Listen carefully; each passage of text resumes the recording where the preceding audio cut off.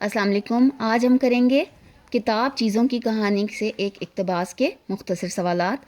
پہلا سوال ہے، ابتدا میں روشنی کا واحد ذریعہ کیا تھا؟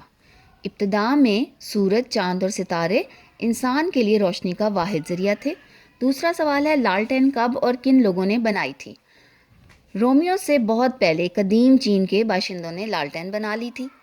پھر ہے، یورپ کے محلات میں روشنی کے لیے آگ کس چیز میں جلائی جاتی تھی؟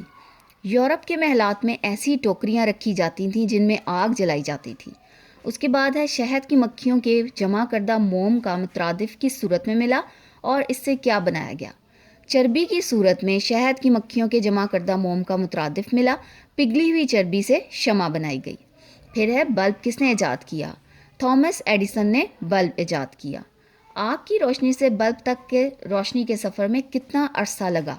آگ کی روشنی سے بلب تک روشنی کے سفر میں انسان کو کئی صدیاں لگیں۔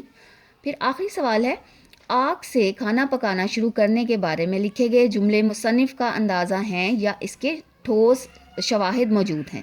اچھا، اس سوال کا ہم نے خود سے جواب کرنا ہے۔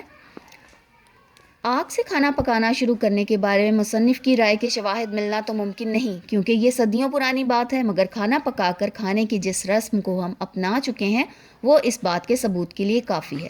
یعنی کہ کھانا پکا کر کھانے کے ہمیں جو عادی ہو چکے ہیں ہم کھانا پکانے کے، تو یہ کافی ہے کہ کھانا شروع میں ایسے ہی پکا کے کھایا گیا ہوگا جس طرح سے مصنف نے جو اس کتاب میں بتایا ہے۔ ٹھیک ہے بچوں، ان سوالات کے جوابات آپ نے یاد کرنے ہیں۔ اب اگلی ویڈیو میں ہم اس کے تفصیلی جوابات کریں گے۔ ٹھیک ہے، اللہ حافظ۔